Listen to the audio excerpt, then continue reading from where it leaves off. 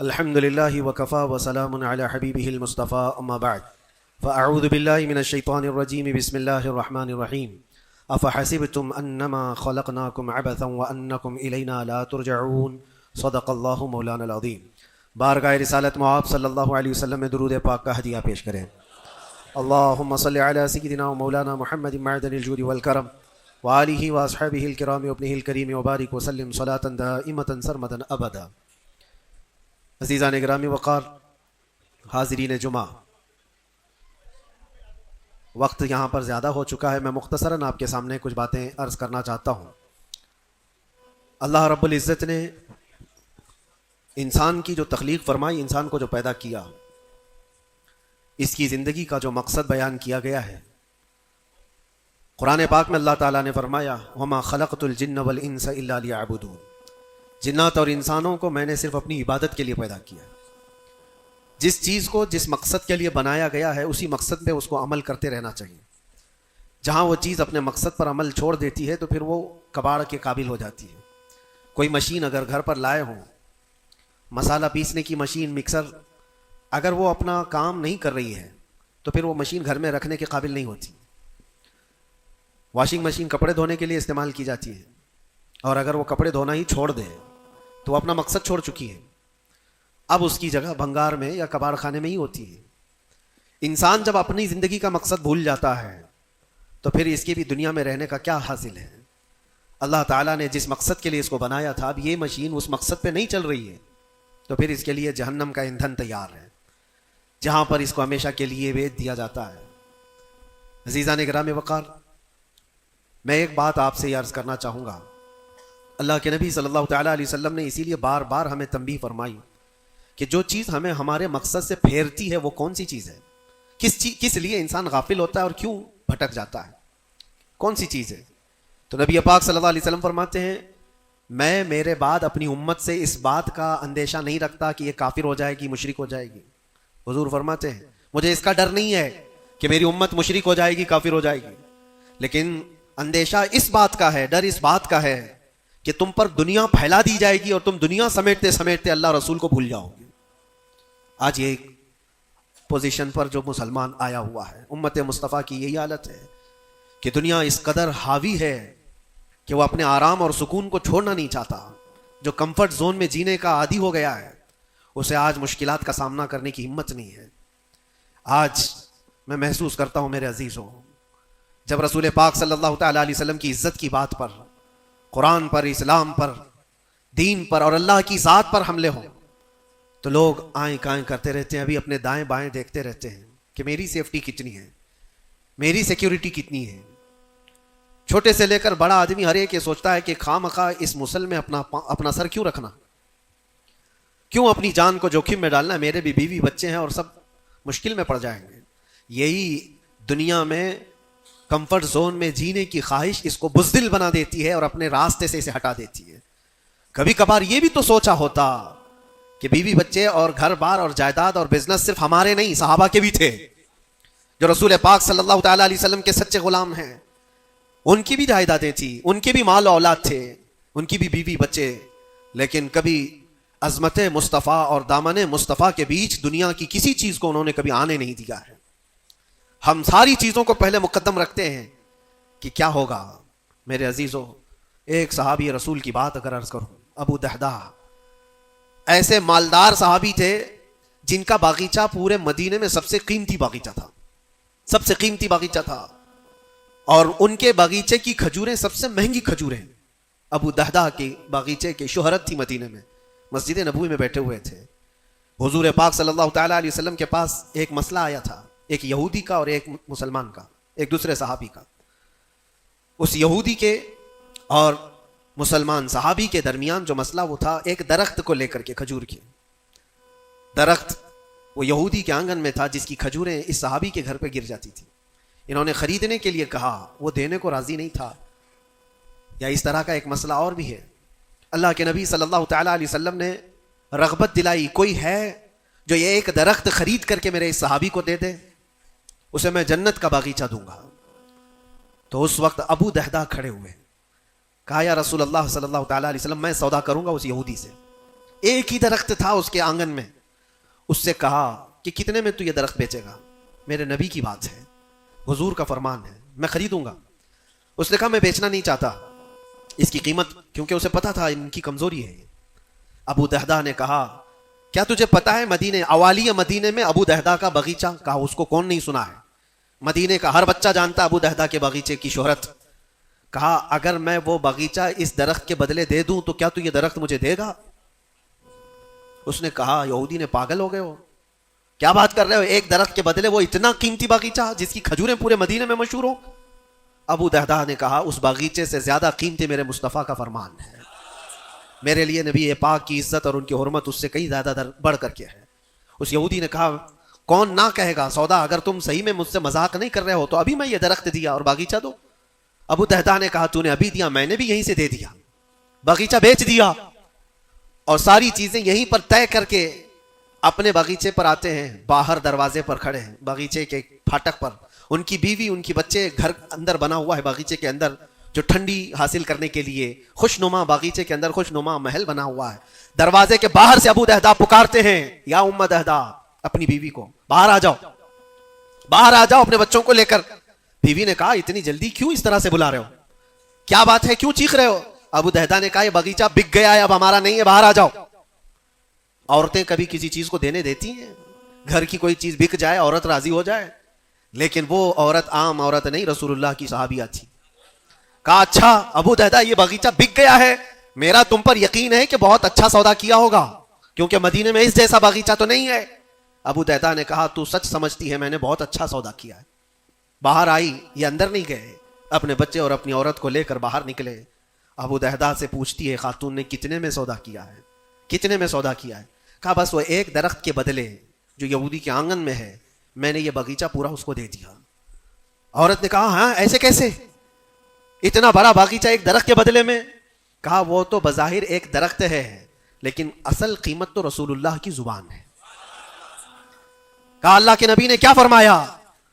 کہا کہ ایک درخت جو اس یہودی کا خرید کر کے ایک صحابی کو دے دے میں اسے جنت کا باغیچہ دے دوں. ابو دہدہ نے جیسے یہ سنایا تو ام دہدہ کہتی ہیں ابو دہدہ تم نے کبھی میرا یقین نہیں توڑا، آج میں یہ کہتی ہوں یہ باغیچہ ہی کیا، حضور سے پوچھتے ہم سب بھی بکنے کو تیار ہیں. اللہ کے نبی صلی اللہ تعالی علیہ وسلم کی ذات پر یہ یقین کامل تھا، انہیں دنیا بیچ میں کبھی روک نہ سکی. ہمارے تو چھوٹی دکانیں ہمیں روک دیتی ہیں، ہمارے تو چھوٹے دروازے ہمیں روک دیتے ہیں. عزیزان گرامی وقار، اپنے مقصد حیات سے آدمی جب بھٹکتا ہے تو کون سی چیزیں جو اسے اٹریکٹ کرتی ہیں دنیا میں؟ یہ مال دولت. مجھے وہ بات یاد آتی ہے صدیق اکبر رضی اللہ تعالیٰ عنہ حضور پاک صلی اللہ علیہ وسلم کے ساتھ بیٹھے ہیں. حضور پاک صلی اللہ تعالیٰ علیہ وسلم کے ہاتھ میں ایک پیالہ ہے جس میں شہد ہے، آپ اس کو نوش فرمانا چاہتے ہیں، منہ کے قریب لے گئے، اچانک آپ نے واپس رکھ دیا اور کسی چیز کو دھکا دے کر کے ہٹانے لگے جیسے کوئی مکھیوں کو بھگاتا ہے، جبکہ نبی پاک صلی اللہ علیہ وسلم کے جسم کے قریب کبھی کوئی مکھی نہیں آتی، لیکن اندیکھی چیز کو آپ ہٹا رہے تھے. پھر تھوڑی دیر کے بعد پیالے کو اٹھایا، پھر تھوڑی دیر منہ کے قریب جاتے ہی واپس رکھ دیا، پھر کسی چیز کو دھکا دے کر نکال رہے تھے. تیسری مرتبہ پیالہ اٹھایا تو صحابہ نے دیکھا آپ کی آنکھوں سے آنسو روا ہیں، حضور پاک صلی اللہ تعالیٰ علیہ وسلم کیا اشک بہ رہے ہیں. تو صحابہ نے پوچھا یہ کیا معاملہ ہے؟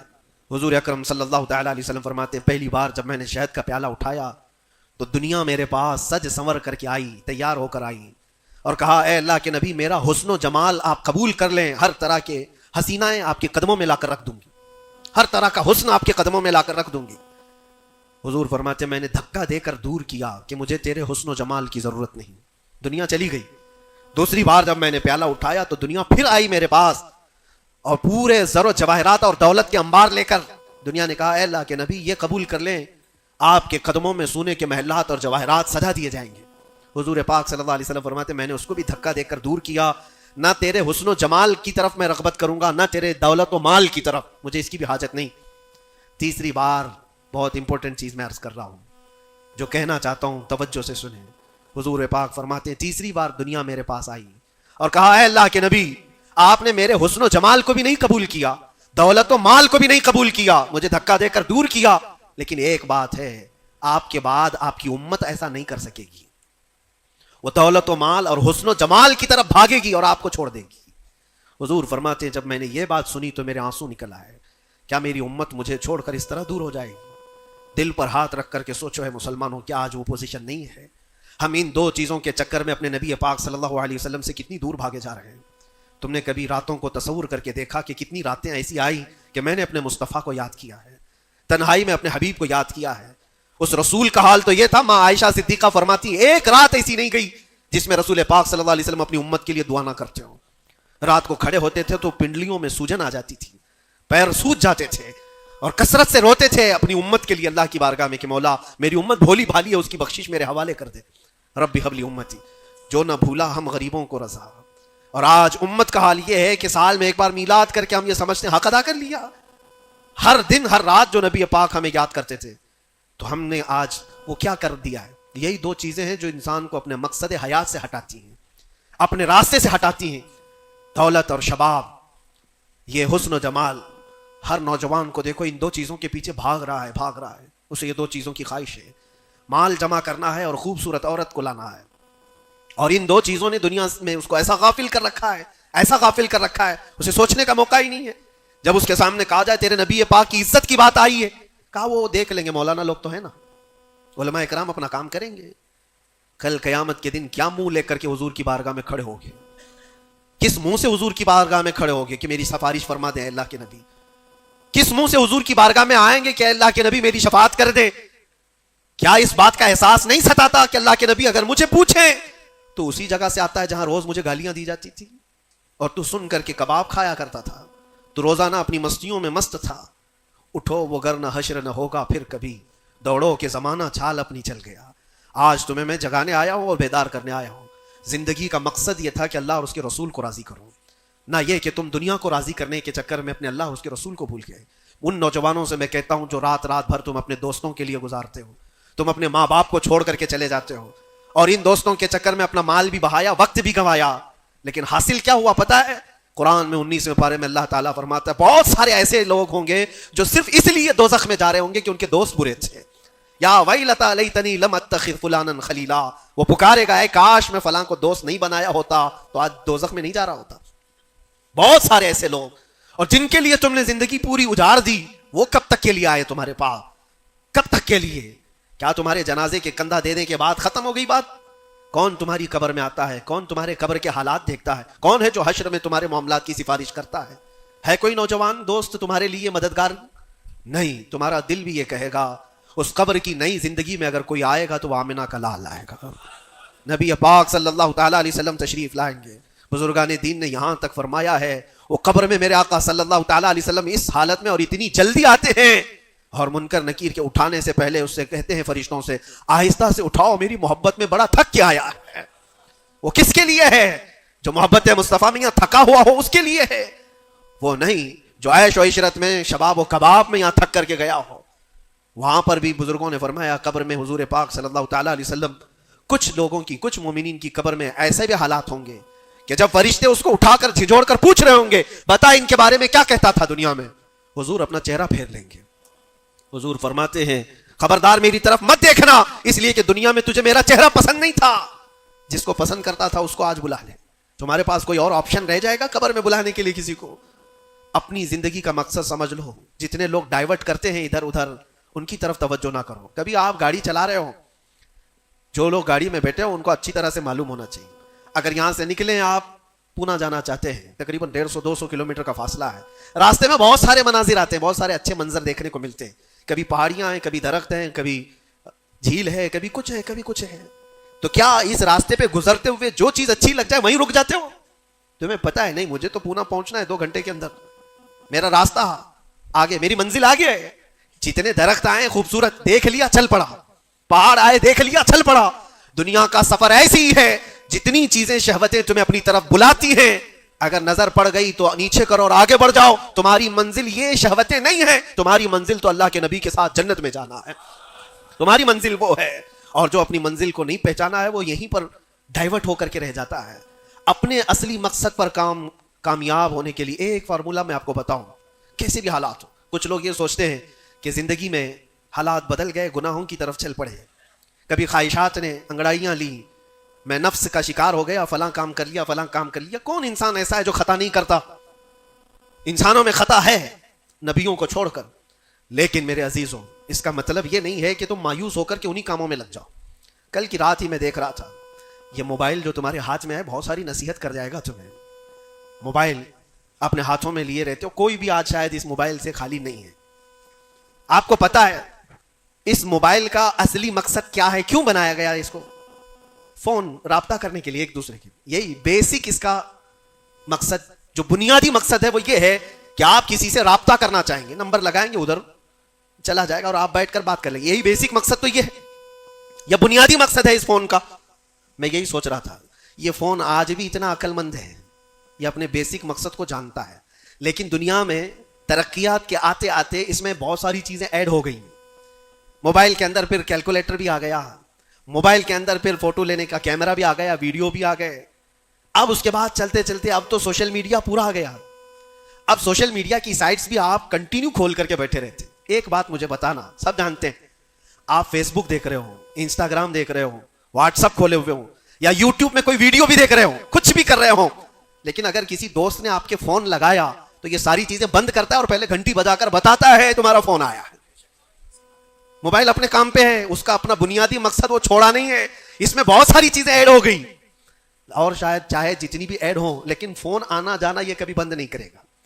جو انکمنگ ہے, فون کسی نے لگایا ہے تو یہ تمہیں بتا دے گا, الارم ہوتا ہے. ایسا نہیں ہے آپ کی ویڈیو چل رہی ہو, یوٹیوب چل رہا ہے, کچھ بھی چل رہا ہو, فون اگر آیا تو وہ چیز روک دے گا اور پھر فون کا الارم تمہیں بتائے گا. یہ اپنے بنیادی مقصد پر چل رہا ہے. تمہاری زندگی میں چاہے جتنی بھی چیزیں ایڈ ہو جائیں, جس وقت اذان ہو جائے تمہیں سمجھ جانا چاہیے میرا مولا بلا رہا ہے. میرے اصلی مقصد کے لیے میں جو دنیا میں ہوں وہ اللہ کی عبادت کے لیے ہے. میرے رب کا فرمان, میرے رب کا اعلان آ چکا ہے.